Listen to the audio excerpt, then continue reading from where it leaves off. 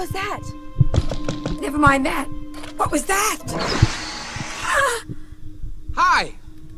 Who are you? BARFF! Not in here, mister. This is a Mercedes. Nah, that's my name. BARFF! BARFF? What are you? And here we go, BARFF Fantasy Football Podcast, Season 5, Episode 10, unless I'm off in my calculations. We've got an unbelievable amount of stuff to talk about tonight. Well, joining me in the studio, the co-host of the show, the little-known backup nominee for Department of Secretary of Defense, and the owner of Born to Run, Walt, is here. Walt, how are you? I'm doing great, and I'd like to actually maybe work on, I guess, my pitch to be backup Secretary of Defense. I love it. We'll work on that. I'm going to work on a little bit of this camera-ism. We've got a lot to talk about, though. In the meantime, we've got Week 11 action, which was crazy in terms of what we are now going to say constantly on the show, playoff implications. There are just playoff implications everywhere. And we really, we're going to talk about that more so in the coming weeks. But this past week was crazy with them. And this coming week, the dust is really going to settle, Walt. What do you think about these games in terms of people jockeying for position right now? Well, yeah, like we talked about on Friday, it's literally the whole pack just kind of came right to the middle. You got everybody there. I mean, worst team ever kind of, and I'm sure the owner's Sotie Pantloads will comment, but he kind of, pooped his diaper. Hey, oh, yeah, well, there we go. But everybody else just the pack got tight, and it's basically a 3-week race to see who makes the playoffs. It is a 5-6 league. I'm going to point out that we are joined on the line by the owner of Sotie Pantloads. Kyle's on the line. Kyle, how are you? Hey, Commish. Hey, BTR. Just feels good What's going on? That 4-game losing streak. So we're on a little high this Tuesday. There you go. Yeah. Yeah, there's been some teams with some opportune streaks coming up right now, right where you want them. But it's a lot of up and down. Everyone's riding a roller coaster, it feels. When you look at the streaks, it's win one, lost one, with a couple of exceptions. We'll talk about those when we get to the standings. But let's take a look at week 11. Good Lord, I'm losing track of everything. Week 11 action. Walt, I'm going to start jumping some things up on the screen. Where do you want to start? Well, I think let's talk about our game because, man, it was just a roller coaster of emotions for me. It was something, that game. Certainly was. We're talking about the Knuckleheads taking on Born to Run. It caused quite a bit of Monday night drama based on the performances of some, most notably Joe Mixon. Jumpin' Joe, yeah. Jumpin' Joe against CD and Nico Collins, two formidable players, but not able to really get the job done in this case. And so tell me about your perspective on what was the story of the game. Well, Joe Mixon, and, it was really interesting because Joe Burrow had a very nice night, got me 33 points, so really tightened up our game as far as, the probability of winning. Yeah. You were slightly favored, but it really tightened up. And then I thought, okay, if we could keep Mixon to, say, 1 touchdown, maybe 100, I might have a chance. Sure. And as you saw, the first play of the game, Nico Collins goes for 76 yards and a touchdown. And then, of course, I see the laundry on the field. And then, as bad as that was, oh, no. You know what? 2 plays later, when Joe Mixon romps where it looks like no Dallas Cowboys intended to try to tackle him at all. No, they're too delicate. Yeah. And 45-yard touchdown. Okay, so I'm like, okay, I'm done. But I'll just fast forward. As the night progressed, it got tighter again. And even with Mixon's second touchdown, because a 1-yarder wasn't a lot of yards, somehow Dallas had the ball a lot. It got close again. It was only, I think it was down to 10 points going into the fourth quarter. Yeah. Yeah, that sounds about right. Yeah, and then Mixon started ripping it off, and then, of course, he gets his third TD, and it made me say, why did I stay up so late to watch this? But, yeah, Joe Mixon, I mean, maybe we think about like each team picked their MVPs. He's got to be close to what you're thinking is the savior of your team. Yeah, Joe Mixon is the savior of the team. Koos has weighed in on the chat with Mo Jixon, just throwing a little anagram in there in celebration of Mixon's performance. Joe Mixon good this week, goes for 36.3 points to save the Knuckleheads bacon as they win this one 144.35 to 123.2. The win percentage went up and down, as Walt has said already in this one. It was a crazy roller coaster, and the Knuckleheads, we talked about this off air, Knuckleheads had to win this one to maintain 8th place. There was no going up. There was only the possibility for me this week of going down, and I really did not want to fall lower than 8th place, and so I was happy to see what happened. It's a little difficult for Born to Run, so tell me about this game in regards to where you're at with as the playoffs come forward. We talked last week, Born to Run, first 5 weeks of the season, top spot tie, top spot, second spot, and then there's been this slide. What's going on in Born to Run lately? Well, I think, finally I'm getting over injuries. It's nice to have Nico win. I lost Olave's been useless for probably at least 6 weeks. It's just a lot of Brian Robinson was out, just like every other team. Sure.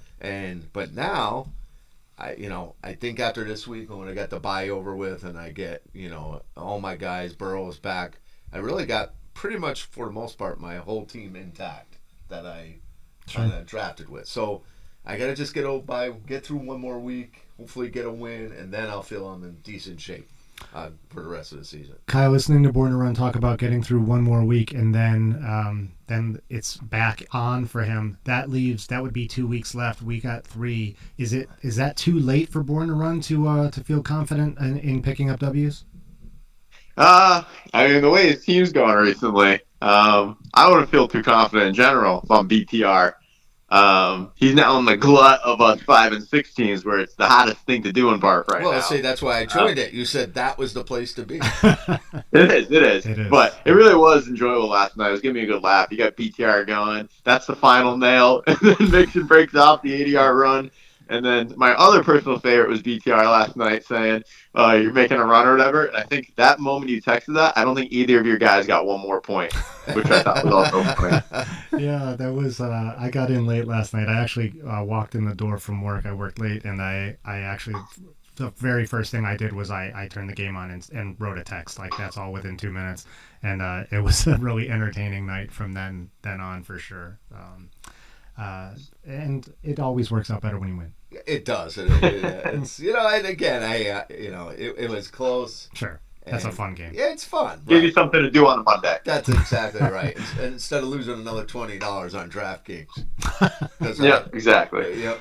All right, so that's 2 of our glut of 5 and 6 teams, Knuckleheads and Born to Run. Where do you want to go now? Well, let's talk about Sotie picking on the very pathetic worst team ever. So I would have said heading into this one, we'll pull it up on the screen. This is Sotie Pantloads at 5 and 6, currently sitting in 9th place, 128.05 points, taking out worst team ever, 3 and 8 in 10th place now, 115.8. A little bit of, there are some stories with this game outside of the Civil War aspect of it, but there was the Survivor pick where worst team ever picked you, Kyle, for Survivor pick. We're going to talk more about Survivor pick or Survivor pool later, but how did you feel when you learned that worst team ever had picked your team to represent them in Survivor pool against them? I mean, it was like the least surprising thing I could have read it all week. WT betting him against himself, that's just every week in BARFF, basically. So at least he stuck to his brand. I'll give him that. That's true. He did. He actually threw out, I wanted to get some of the chats up on the screen. It's not going to happen tonight.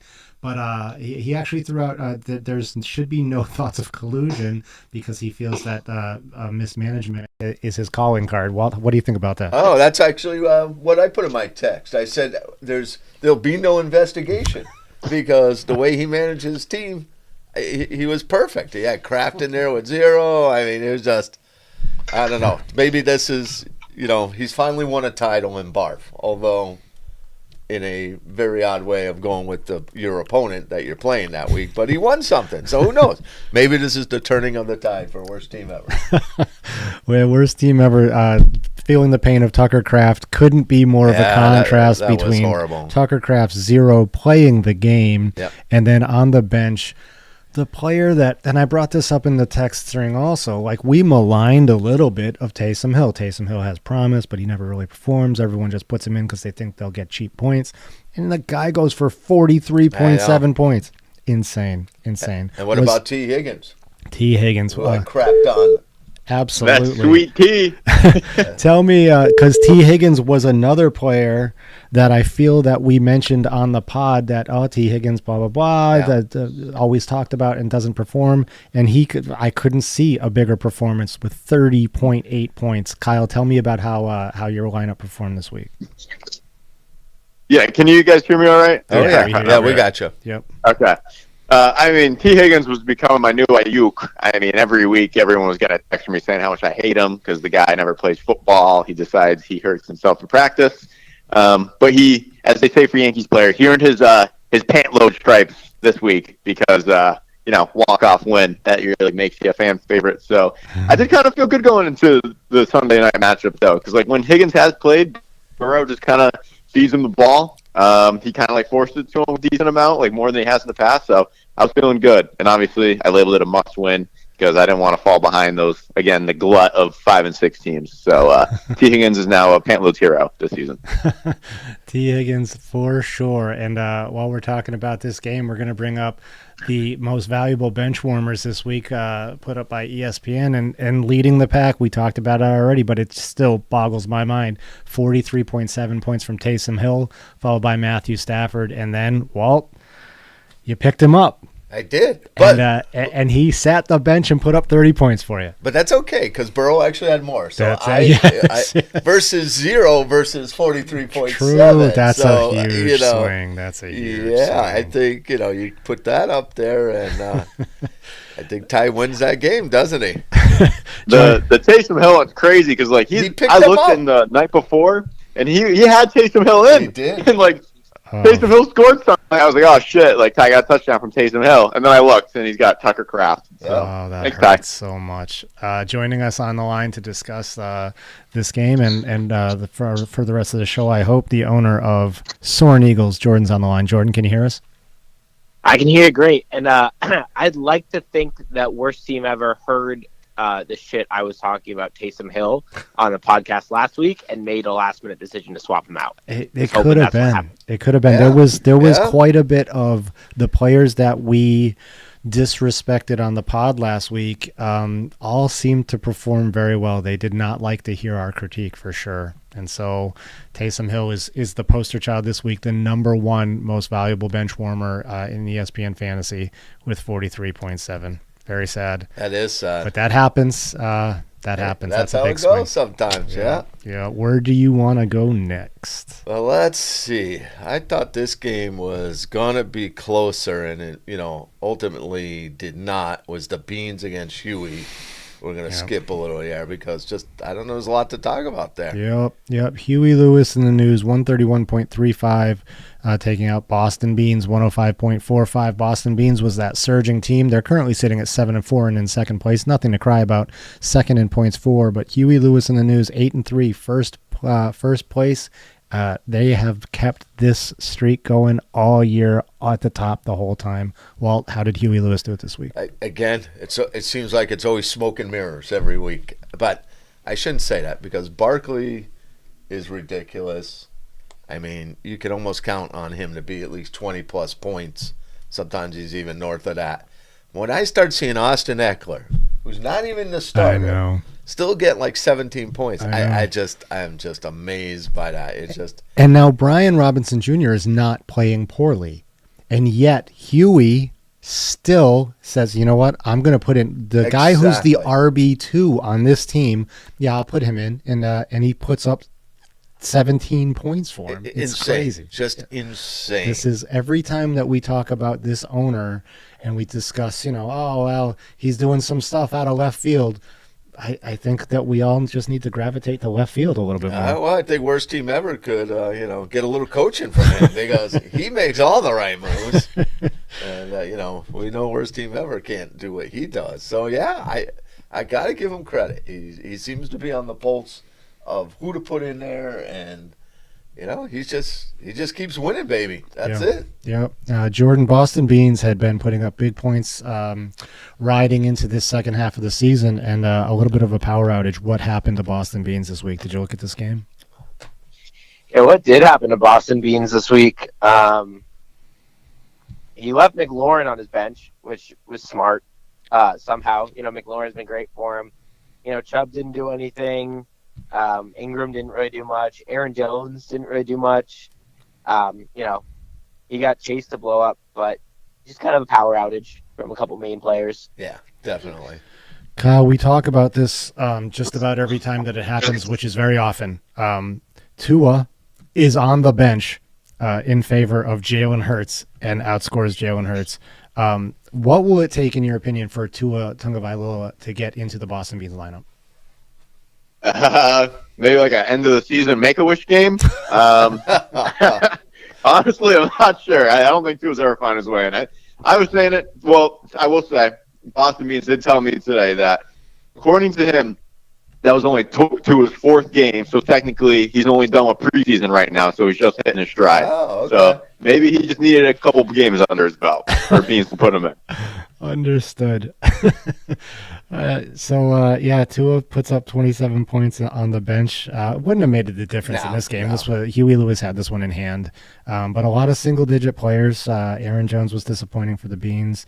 Walt, cause for concern with 105 or a blip in the road for the Beans? I think so. I mean, Aaron Jones, over the last few weeks has not really done awesome. He's done okay. Right.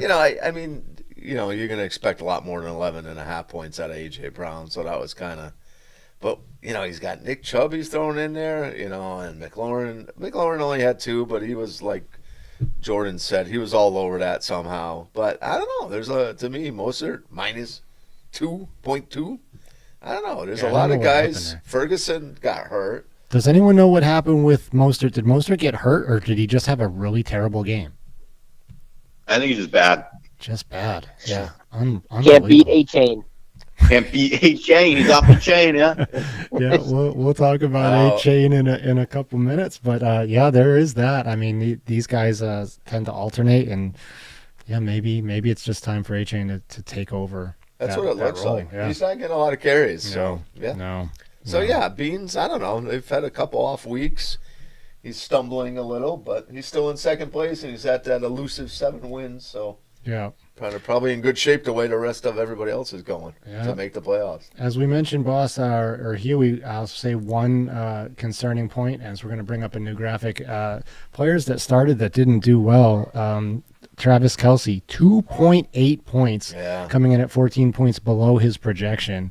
I felt the pain of Russell Wilson, and the rifle felt the pain of Jonathan Taylor with these bad performances. But Travis Kelce, I don't know. Can he do better, Walt? I mean, is Kelce just a no-brainer must start because he's Travis Kelce, or is Kyle Pitts earning his way? Kelce goes 2.8. Kyle Pitts goes 1.9. This is just not a great tight end situation for him. No. Is there hope for these two players? I mean, you just got to hope what happened last year when Kelce got hot towards when we were in our playoffs, but I don't know. I don't like it. And, of course, Cousins is banged up. Pitts is he's just as risky as Kelce. So, I agree with you. I don't know.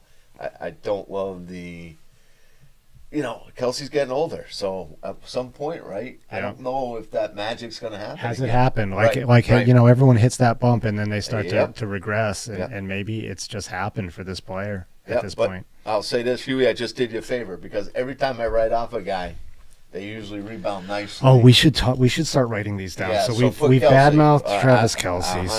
So we're gonna check this out next week because there seems to be something real. Jordan, you were on the pod last week.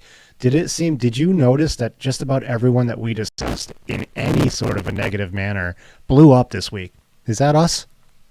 The two I'm thinking of is Richardson and Taysom Hill. Because I remember specifically saying Taysom Hill was a crazy lineup move. Right. and then worst team ever took him out. That he scored 3 touchdowns. But yeah, it seems like we have a reverse curse going on. Yeah, it does seem like that. Yes, we are. And I also talked to BTR HQ Sunday afternoon, and he told me that T. Higgins wasn't going to do anything against the Chargers D, and then he had his season high. So I think BTR is on a hot one. So let's say this. He's talking so cocky now, but when T. Higgins was rolling around like he was a little China doll, and I was ready to say some mean things once again. Yeah. No, that's true. Yeah. I love it. Yeah. So we're gonna keep track of who we're throwing shade to this week, and we'll compare it to next week. That'll be a good bit. Maybe I should shit on my whole team. Maybe that. I was gonna say, so it's got to be organic, right? Because I'm ready to hammer the knuckleheads. But let's keep it real. So where do you want to go next? Let's talk about Soarin Eagles. Jordan can talk about the big Bo Nix move, man. That was something. Yeah, let's look at this game. The Soarin Eagles put up the high score of the week. 160.75, taking out no lineup needed, a juggernaut team heading into the second half. No lineup needed, and Boston Beans were really putting up high scores every week. And no lineup needed put up a great score again, but it wasn't enough as the Eagles put up the high score 160.75 to 134.65, and cement that 4th spot as of right now. You're in the 6-5 land, not in the 5-6 glut. Jordan, tell us about your game. Oh, so I was gonna do some Photoshop magic, but I didn't get around to it. I'm too lazy to do it now. So I'm just gonna say, those books like I'm hooked on phonics, or I'm hooked on Bo Nix right now. I feel like I found my cure to CJ Stroud. I know Atlanta's secondary was banged up, but he's looking good. He's looking great. Good. Amon-Ra blew up. Montgomery blew up. That game was crazy, but still looking good. Achane has been hot since Tua came back. Yep. And I'm real happy with what happened this week. As well you should be. ESPN chose a game changer for our league this week, and it was none other than Amon-Ra St. Brown with his 39.7 points, really contributing to that giant score that you put up. Bo Nix is your lineup lock heading into last part of the season?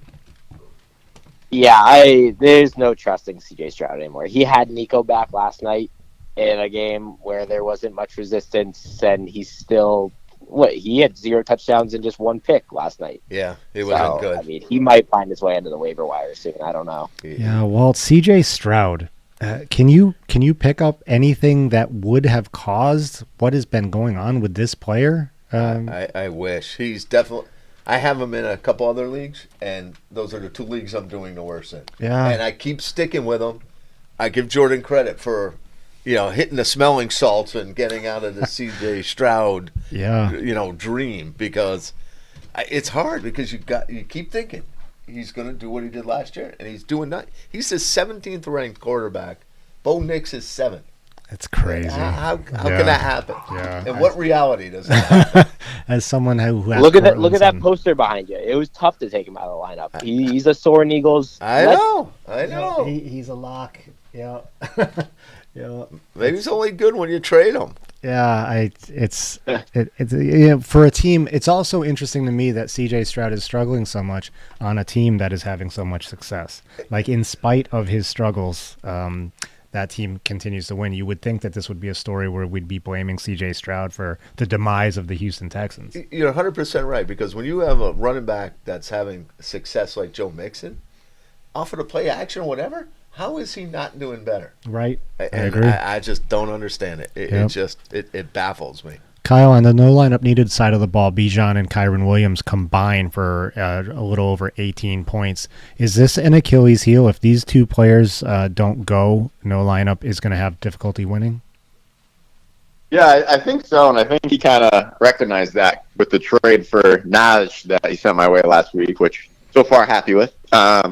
But yeah, I think if those 2 guys are not clicking, he's not going to go much. And obviously, like we were just talking about, we got JJ. He's a believer now, as I can tell. So that's big for him. But I think that he's definitely a little worried. Yeah, I think he is too. Yeah, but still 6-5. He's above the fray and sitting in 3rd place, which is where you want to be heading into these last 3 weeks. I'd take it. That's for sure. All right, what do we got left here? Well, the Moppers and a bit of a tailspin. against the Rifle. Yeah, Whopper Moppers currently pulling in at 5-6 in the big morass of 5-6 teams, with the Springfield Rifle also joining us at 5-6. These are now our 6th with the Springfield Rifle and our 7th Whopper Moppers teams. Rifle come up and take down the Whopper Moppers 128.6 to 111.55. Walt, what was the key to victory for the Rifle? That Jawan Jennings putting them in. He picked up 25 points, which kind of, that's a great strategy because he's got Purdy over there, and you figure, well, if he's going to do something, probably Jennings will be involved. And, Puka showed up. Cook was good. Allen was good. Just, and which, we were talking. We said that was a tough matchup against the Kansas City defense, and he got good games out of them, even with that. Absolutely. Absolutely. Kyle, what happened when Whopper Moppers land? Who let them down the most? Whopper Moppers, let's see. I mean, Darnell Mooney, I think he got hurt, though. I see it questionable.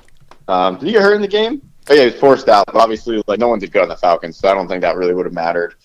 I mean, at the end, just being useless definitely hurts the Moppers. He doesn't really have much on his bench to replace Gibbs and Brown. Right. I think it's just kind of mixture of guys not living up to expectations. He did have a lot of buys, no Baker or Trey McBride, who's good for tight ends. But I think just overall kind of guys just coming back to reality for Tom. Yeah. Darnell Mooney, 10th ranked wide receiver in BARFF Fantasy Football right now, but lays an egg for him, 4.7 points. If players like that can click, that's going to be key for Whopper Moppers heading into the last part. He's got Gibbs, he's got it's the quarterback. I don't love Purdy. He does have Baker, like you said, that was on a bye. But it's going to be tough because he's going to lose Brown this week. That's who's he replacing Brown with? ETN again, point. going back there. Can you trust maybe Bucky ETN? Irving? I don't know. ETN's on a bye this week. Oh, that's right. Good point. God. Yeah. So be looking for a trade. I don't know who he's putting. well, it's Bucky Irvin. He'll put it. Bucky Irvin. He'll put Bucky Irvin in. He doesn't have much of a choice. I mean, you can't trust Madison. Yeah. So No. Gosh, yeesh. On the other side of the ball, the Springfield Rifle, I think James Cook goes under the radar. It gets almost 20 this week. He's been really consistent. So I see good things of the teams that can rise above this 5-6. The Rifle right now have the last playoff position, and good things look like they're ahead for sure. I also think that I just threw some shade at Madison, so I'm going to put him down. Yeah, definitely. For a big game. And if you want to put one, we went by with Christian, Javonte Williams, who had that nice long touchdown. So I definitely. All right. Now the big thing for the Rifle is the Bills are on a bye this week too. That's going to be rough. Yep. I wish I was playing them. That will be rough. It's going to be really rough. We'll talk about what he's got left as we discuss week 12. That's week 11. We that's a wrap, right? We got every game. We got them all. All right, so we talked a little bit about the 5-6 party that we have going on. So what I want to do is take a little look at the standings before we talk about week 12. It's a big jumbled mess. We've got Huey Lewis in the news, number 1, which has become per usual. 99% chance of making the playoffs at 8-3. Boston Beans 98% at 7-4. No lineup needed, and Soarin Eagles tied at 6-5. No lineup takes with points 4. They're both currently at 89 and 88% to make the playoffs. And then we hit the rest of the league, essentially. Incredible. In order of points scored, Born to Run, Springfield Rifle, Whopper Moppers, and Knuckleheads, Sotie Pantloads, 5-6 all. Half the league is 5-6, and then we've got our spoiler team, worst team ever, 3-8. If they were 4-7, I'd say that they would have a chance, but I think that the 2% playoff percentage right now is optimistic. You can put that at a 0 right now, sure. Yeah, it's done. But I do want to ask Kyle, does he realize he has the lowest points for now? Worst team ever even has more points than him. Kyle, worst points in the league, lowest points in the league. How do you respond? How do you feel you deserve to make the playoffs? That's what I want to know. Your team's horrible. Well, it doesn't help that Tyreek. Well, he had a good week, so I can't badmouth him too much. But I was almost going to text this past Sunday that I wish he did actually get arrested and miss the whole season. So that hurt. But now he's got Tua back, so that helps. So you can count him as an injury. T. Higgins has been hurt, and I'm getting Isaiah Pacheco back. So Pantloads are getting healthy at the right time. Okay. You can see your firepower this week, and we're going to make a run. But that point total, though, it could be the handcuff that cost you from making the playoffs. It could be. I could Well, be joining that's you. why I was. That's why I was like okay with what happened this because I wasn't sure if I like wanted Knuckle Henson Rifle to lose, so I passed them on wins in the standing, or if I wanted the teams like you and Tom to lose, so we're all at 5 and 6. And I think I did want what happened to happen because like I can win and get above those teams on wins because I obviously can't have points for. So I kind of prefer what happened to all between the same record instead of having to like catch people. Yeah, that makes sense. Yep, agreed. So, so the standings are, as we talk about Week 12 and playoff implications and these matchups, it's going to be pretty crazy. But before we go to Week 12, I want to jump into a segment since we have some owners on the line. The Blitz, I just put the Blitz graphic up. There's actually a third team. It's no lineup needed, and they were I believe that they were 1 minute and 6. Which just means that I picked the wrong graphic to put up because I know I updated that. So we haven't been getting a lot of blitzes done. Jordan, I was looking for, because what we haven't done yet is get that graphic to play. And so I was looking for the last time that you were blitzed to use the graphic, and I can't find one. So tell me, is this the first time that you faced the blitz? I think it might be. I don't think we were doing like every team in the league when we first did it. Yeah, I mean, I think we start out with that intention, and then people can't join, and then we just miss out. So I mean, part of the reason why I had trouble front loading this is I was desperately searching for blitzes with your team name on them, and couldn't find any of them. So, Jordan, I think that's when I was full-time BARFF podcast editor. You were the editor and producer. Behind the scenes. That's a good point. Yes, that's why I want that graphic to play because you created it. But we're gonna have to wait for next time. So, because I can't edit that graphic. I just I'll figure it out at some point. Excuse me, a little sneeze there. Sorry. Sorry, that's again. Thanks, everyone. All right, let's go. So we're going to call this the Blitz. We're going to keep the Blitz graphic up that has the first two teams. Keep in mind that no lineup needed is on there at 1 minute and 6. And so, Jordan, the Blitz, since you haven't faced it before, but you know it well from editing, 10 questions. You have to answer each question, and we're going to time you. Just like everything else that we do in BARFF, it ain't hard. But you have the pressure of time, and you're in competition with these other owners, including Sotie Pantloads, who's on the line right now. They knocked this out in 46 seconds. So worst team ever at 38. That was blazing. Yeah, that was a blazing worst team ever. They got two participation two banners. Hold on, we're not. Someone could beat 38 seconds, including you tonight. Let's not celebrate. No, I wouldn't do that to them. I'll go 39 minimum. Hey, Jordan, just because you never did the Blitz, I was going to give you a warm-up question. So, who's the owner who lost the golden toilet seat? Quick. Soarin Eagles. Yeah. Perfect. You're ready. He's on tonight. He's ready. I mean, I only do it like 10 seconds to say that. All right. He's ready. He's ready. All right, Jordan, you're ready. Born to Run is going to keep the time. When I say go, he's going to start it. So are you ready to answer these questions? I'm ready. And go. The player on your team with the least points scored last week was? Baltimore defense? No. Oh, boy. Maybe you should go to your computer. This is not a good start. Clock is running. Yeah. Jordan, I gotta be home by 11. Who did I pick up? He was in your starting lineup. He played football for your team? TJ Hawkinson. Correct. 160 points is how many more than 134? 26. Josh Downs plays for what NFL team? Colts. The current vice president-elect is? J.D. Vance. The current first-place BARFF team is? Huey Lewis in the news. The BARFF team with the most points for is? Beans? No. Huey Lewis? No. No lineup? Correct. The name of the street where you currently live is? Acorn Place. How many teams make the BARFF playoffs? 6. Pete Hegseth hosted a show on what network? Fox. The current location of the golden toilet seat is Landfill. correct. Stop. What do we get? Wah, wah, wah. That first question was That's first question. I is mean, hard. considering the first question probably took a minute of the minute 23. Yeah, that was you blazed that through the end of wasn't it. too bad. A minute 23. I had to cheat. You were furiously looking at your phone, weren't you? Man. Those were answers of indifference. That's why he was going quick at the end. He knew he was screwed already.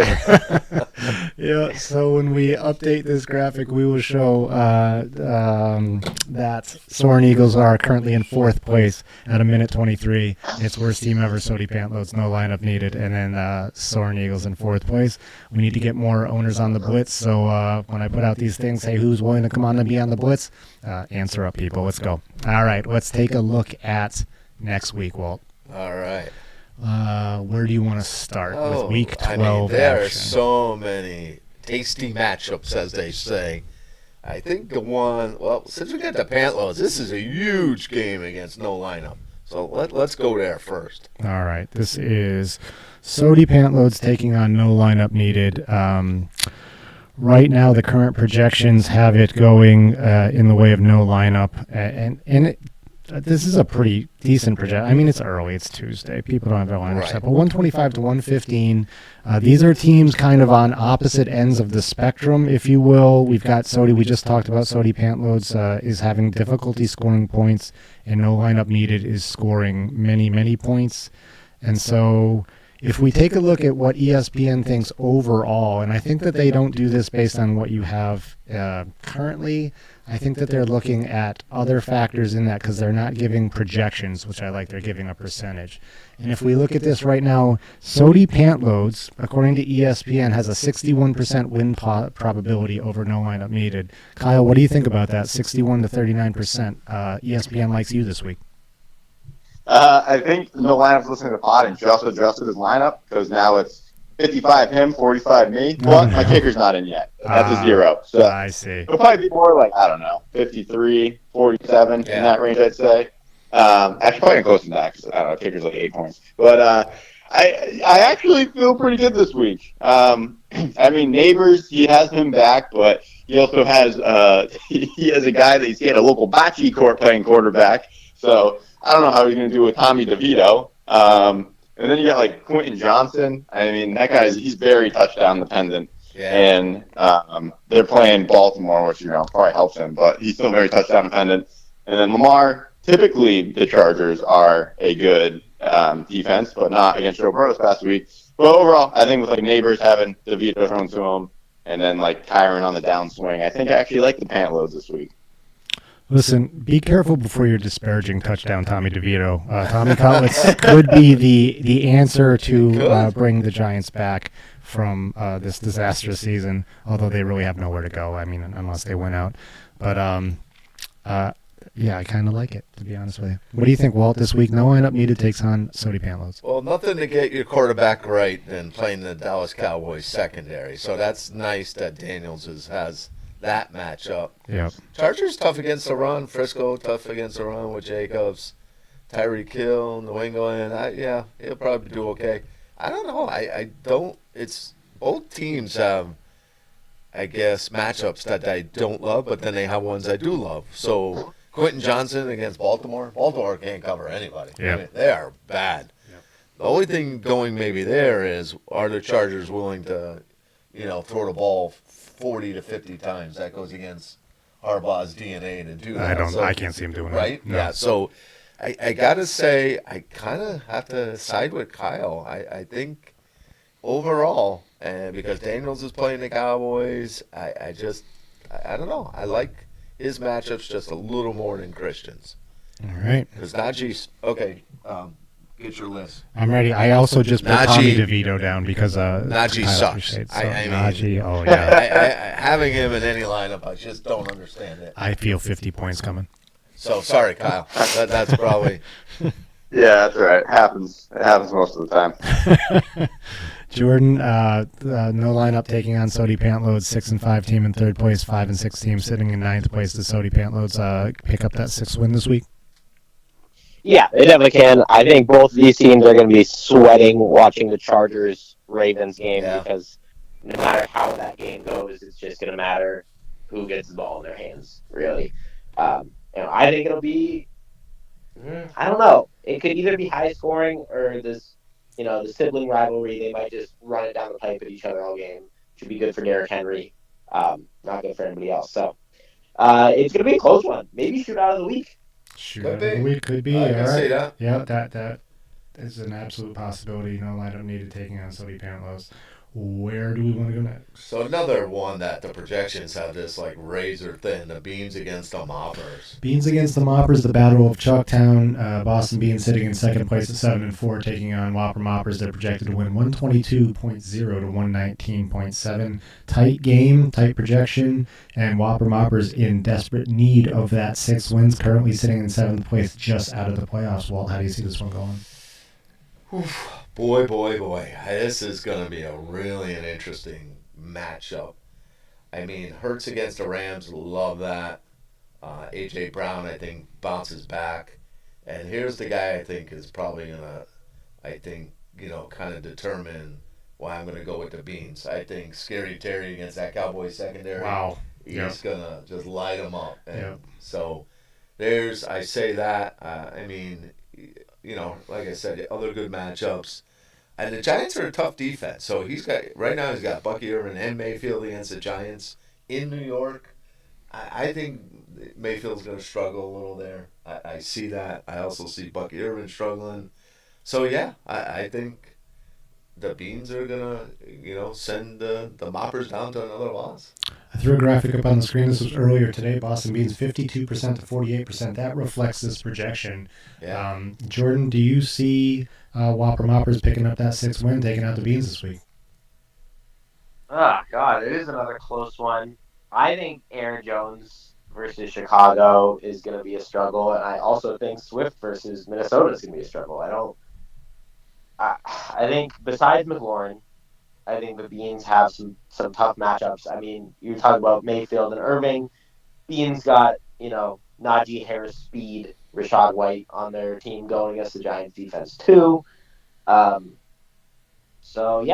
think I lean maybe a little slightly against the probabilities, and I lean slightly Moppers. Yeah, could be. You can see it. Yeah, This would be. There's going to be another.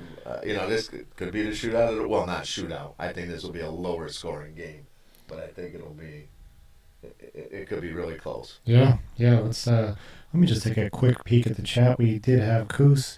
Koos is wondering who disparaged Bocce. He says, "What's wrong with Bocce?" And I agree. Yeah, that's a good game. So Beans, weigh in, if you will, on the chat. What do you think about the Beans' chances this year? Or Koos, I'm sorry. I don't want to accuse anyone of identity issues, but what do you think, Boston Beans, your chances taking on the Whopper Moppers? Because at 7-4, there were some 6-5 teams breathing down the Beans' neck, and this could be, if they fall to 7-5, they could be in a kind of a group, like a group could start to form towards the top of the standings also. So I think Boston Beans certainly wants to be 8-4 after this week, just to get above all of this nonsense. Yeah, you can pop the champagne cork because that's playoff that time. Would be absolutely it. Yep, that would be the dagger for sure. All right, where are we going now? Let's talk about your matchup against the lowly worst team ever. Although there's these projections are off because he's definitely gonna change his lineup. Absolutely. Out. Yeah, absolutely. This is a trap game, and it is a trap game. Worst team ever. We talked a couple weeks ago. They have been playing. They lost last week, probably because they bet against themselves. Right. And the fantasy gods were giving them that survivor pool, but. Right now, the projections have Knuckleheads going 124.3 over 111.5, but it's too early. Devontae Adams is on the bye, and he's out, and so that will really bring that projection really razor tight. So how do you see this one going this week? So he's going to put Harrison and Murray in, which I think, that's a huge upgrade over Darnold and Devontae Adams. Yeah. I think, McCaffrey is going to explode at some point.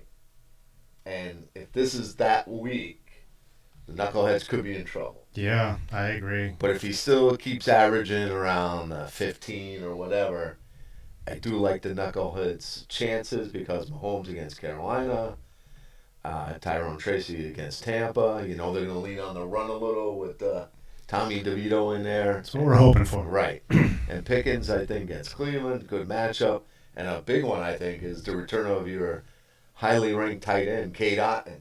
And we'll see what he can do. So Yeah. I like the Knuckleheads' chances, but if McCaffrey, if he gets like 30, then I could see the upset special potentially. Yeah, there's a lot of green check marks on the worst team ever side of the ball for a projection that's going to the other team. And we'll look at the ESPN percentages earlier today, 57% for Knuckleheads. Jordan, how do you see this one going, Knuckleheads versus worst team ever? Does Tampa Bay have the most started players on everyone's lineup? I feel like we just talked about like 4 Tampa players in the last game. Yeah. And then you got Otten and Evans going. If Evans is back, Tyler yeah. Christian Giants. I'm like, that game's going to be tight. This one's going to be close too. I don't know. It depends on, is Mahomes going to blow up Carolina? A little upset about what happened this week. Yeah. Just takes it out on him, or are they just gonna, give the ball to Kareem Hunt, play like a 17-10 game, and scoot out of there. Quarterbacks make a difference. It's gonna be close. I'll lean a little bit Knuckleheads just because Pickens against that Cleveland defense right now. Yep. I think that's gonna be good. A big Cade Otton guy, Sutton against Las Vegas. He's got the best quarterback in the league thrown to him, so I'll lean slightly Knuckleheads, but I'd be concerned. Yeah, I'm a big Bo Nix fan this week. If I wasn't in weeks past, because I'm really gonna need those points coming from that position. And if Mike Evans is back, that's such a huge boost. Even though he was a roller coaster earlier, this is the time of year where you need those people that you drafted high. 100%. 100%. So we'll see. Kyle, worst team ever in Knuckleheads. How does this one go? I think one thing that's going to kind of matter for worst team ever is supposedly Pacheco is coming back this week. So Kareem Hunt's projected 18 right now. And they've been giving him time to get healthy. Like, they're even questioning if he could play this week. So I think that Kareem Hunt projection is going to really fall off. And honestly, like, if Pacheco's healthy, I don't think they're going to really the ball to Hunt that much. But first game back, though. First game back. That's the thing, I know. But I also, since he was close to this week, I think that they were just kind of waiting for him to get fully healthy. So I think he's, ready to go. That's what I was reading on ESPN. But who knows? I can't believe Pacheco is playing this year. Yeah, it's sick, right? That is ridiculous. That dude's knee, I saw it blow up on live TV. Dropped him like the next day. Playing again. That's ridiculous.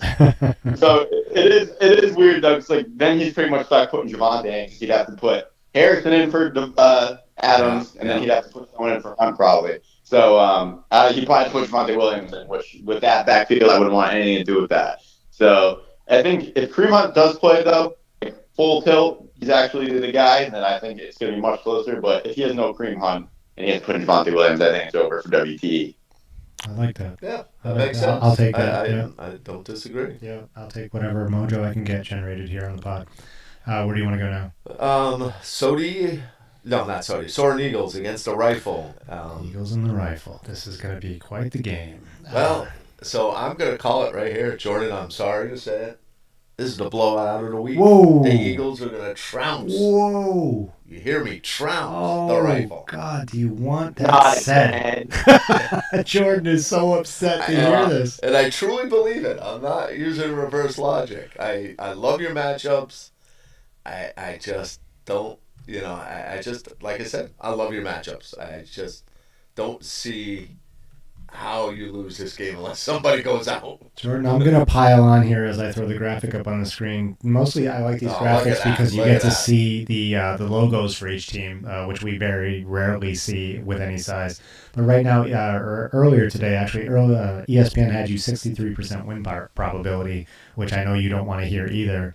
So you know what Born to Run feels about this game. Tell me how you feel about this matchup with Springfield Rifle. I mean, yeah, James Cook and Josh Allen are on the bye this week. Basically just, a gift from God. Yeah. George Kittle, if he's healthy, I'm sure he's going to make his way into the lineup for rifle. So that's a factor. But yeah, I mean, I don't want to say it, but I agree with you guys. I got great matchups. Not playing against Josh Allen, I should be able to come out with this one. I mean, Taylor against Detroit. I mean, that's a horrible matchup. It's just not good across the board. You know, Puka probably do okay, but J.K. Dobbins, Baltimore, their pass defense horrible. Run defense is number one run defense. So, I know. Dobbins, he doesn't have that extra gear anymore. Right. So, yeah. I don't like it. Kyle, we have it on the screen right now. There is one lonely check mark on the Springfield Rifle side of the ball. What do you think the chances for the Rifle are this week when all sources seem to be picking against them? I mean, it's tough not to pick the Soarin Eagles this week. I think Rifle's only chance really is if like Juwan Jennings has one of those crazy games. Right. But like I don't even know if that's like yeah. You don't really see an avenue for Springfield Rifle, so that's exactly when he would win. I think his only chances is if like the Detroit Indy game is a weird game because Soarin does have 50 guys in that game.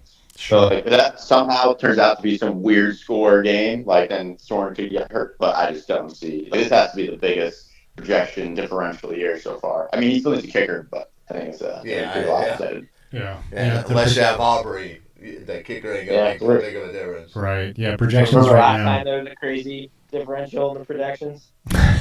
Is when I won the Survivor Pool. Yeah. Let's go Soarin. So the projections for this one have Soarin going 126.6 to 102.7. I have just written Rifle down on our list of shade. So if that means anything, Jordan, maybe that. Hey, I'll apologize in advance, Jordan. But I just can't see it. All right, where are we now? Well, the last one is my game, which is very interesting projections. Oh boy. This is Born to Run, 5-6, fifth place team taking on number 1 Huey Lewis in the News at 8-3. The projections right now, with all players in lineups, have Born to Run going 122.6 to 116.7. And so I'll start with you, Walt. This is your game. How do you see this going this week? I think it's going to be close, but I don't love he's got Herbert against Baltimore's pathetic, pass defense, and Barkley against the Rams, and Austin Eckler against Dallas. So those three right there scare the living hell out of me. But with that being said, I got Brian Robinson going against Dallas. I like my Devontae Smith, although he's projected low. So Nico too. It's nice to have him back in the lineup. So I think it's going to be close. I think Kelsey against Carolina could end up being one of those things that could tilt it if he kind of has that blow up with Mahomes. Yeah. Where he's like 20 points versus. Yeah. Earlier today, win probability was Huey Lewis 61%, but I believe that's before some lineup moves. And so, again, we're just looking at logos, but the green check marks are falling pretty even. Yeah. Kyle, when you look at this game, Born to Run has the edge when you're coming down to your running backs and your wide receiver points, but then if you've got quarterback and Saquon and Calvin Ridley, I don't know why there's a check mark with Travis Kelce over Brock Bowers. Doesn't make sense. It doesn't make sense. It just doesn't make sense. How do you see this game going? Has ESPN, of all the games we've looked at, I feel like ESPN might have lost its mind more in this game than any of the others. What do you think?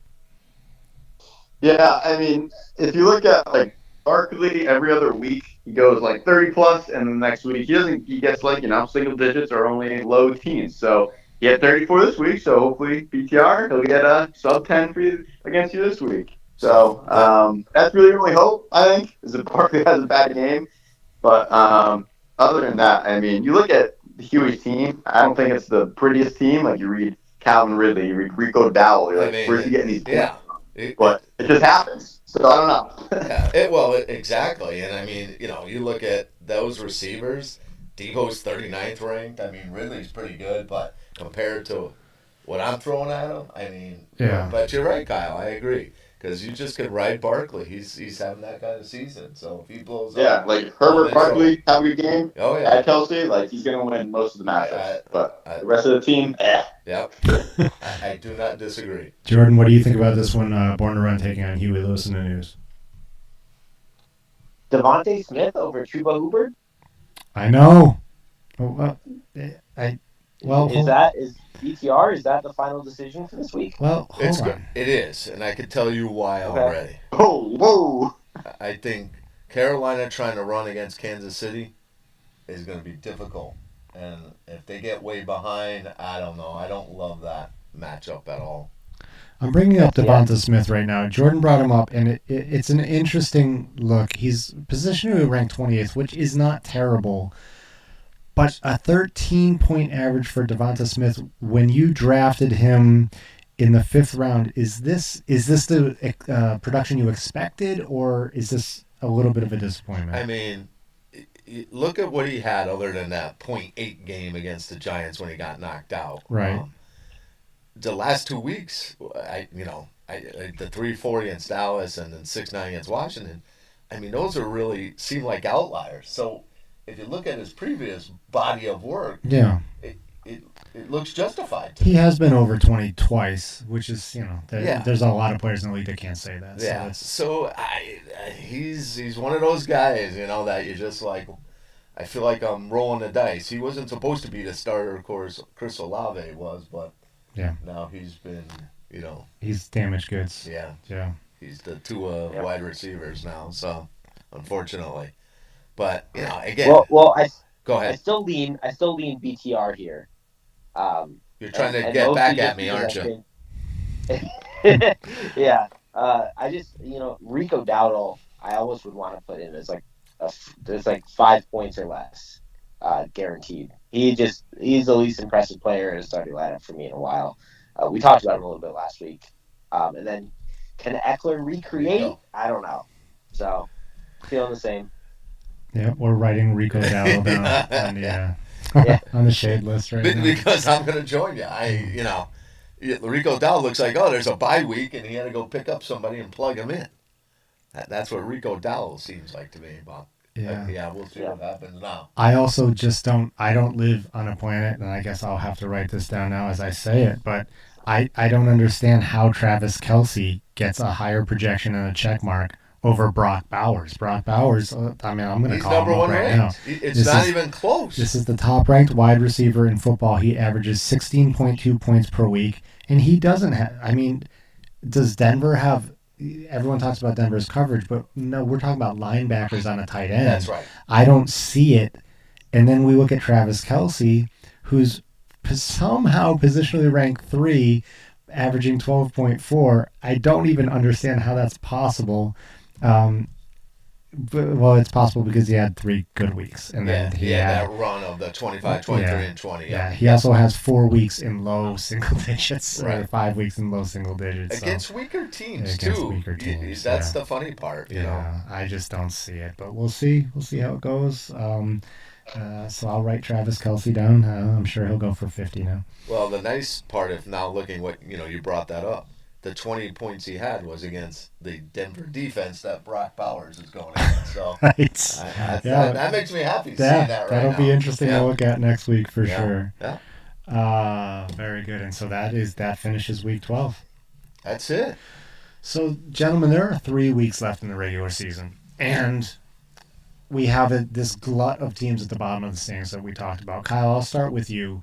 Do you see anyone making a run? Like half the league is 5-6. Do any of those teams have a shot at an 8-win season? And if so, who would that be? You can say yourself if you see a run coming. I'm the anti-WTE. I'm always probably too confident in the Pantloads because looking at the data, there's nothing saying I should make a run because I have the worst points for it. But like I said, guys are getting healthy. Pacheco coming back. We got Jackson Smith and Jigba now on our team. Tyreek has fully healthy Tua. We never know how long that'll last, but if that stays that way, great for the Pantloads. So you got Henry, Hill, And Jaden Daniels, if he figures out his things, I got 3 guys that can put up 25 plus a week. T. Higgins stays healthy. I think if things go right for the Pantloads, we're making a run. I love the confidence. That's an answer of a strong owner. Walt, do you agree that this is what you want to hear? Well, I agree, and I'm going to say the same thing. I'd say if I get by Huey this week, I got my whole lineup back with Joe Burrow, number 1 ranked quarterback, number 1 ranked tight end. I got everybody. I think I can reel out 3 in a row if I get by Huey this week. All right, Jordan, I'm going to throw it to you. You are the only one of us that is not in this 5 and 6 pile. Do you see any of these teams? There's 5 teams at 5 and 6 born to run: the Rifled Moppers, the Knuckleheads, and Sotie Pantloads. Who can make a run? Who could get that 8th win? This is going to be a crazy observation. I think, unfortunately, the Rifles are coming up against brick wall this week, and they got bye weeks with Buffalo, so I don't see them getting 8. Whopper Moppers, I mean, they still have Madison rostered, so that's just a 0% chance of making a run to 8 wins. But I'm going to do the only answer that hasn't been said. I'm going to say the Knuckleheads. Mixon's doing great. Tyrone Tracy looks great. Pickens has been looking great. Sutton has the best quarterback in the league thrown to him. K-Dot is back. Mike Evans coming back. Breece Hall on the bench. I like it. I think if all those players just stay healthy and get hot, I think Knuckle has a chance to get to 8 wins, which would be I feel like it's been a while since that happened. Yeah, it's been a while. Yeah. I appreciate you ending that analysis with that observation. Was Ronald Reagan in office? I don't remember. It's been a long time. Yeah, Knuckleheads have had trouble. But, it would be nice to get 8 wins. And I agree with the sage wisdom that we just heard. So let's see. Yeah, I mean, I can't argue that. I mean, we'll have to look at schedule, see what you have. But I agree with everything Jordan said. It's not a pretty schedule heading forward after we play worst team ever. I think I gotta play the Beans or no lineup. One of those teams up there. Huey, I'm looking week 14. So yeah. Yeah, Huey. Maybe Huey will sit all his starters though to rest them for the playoffs. He does things that, and then He's got the bench spot. Actually, he can't do that. He has no one to put in to replace him. He has no one on his bench. Because he's so this is an interesting thing, and I don't want to burn a lot of time on it. But so we're looking at Huey Lewis in the news and all these bench spots, and we are talking about how this owner strategizes a little bit differently, and it seems to work out so often for him.